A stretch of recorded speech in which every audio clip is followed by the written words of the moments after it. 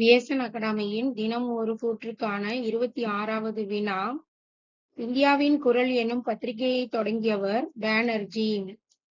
இந்திய தேசியத்தின் முதுபெரும் தலைவர் என்று அழைக்கப்படுபவர் தாதாபாய் நவ்ரோஜி.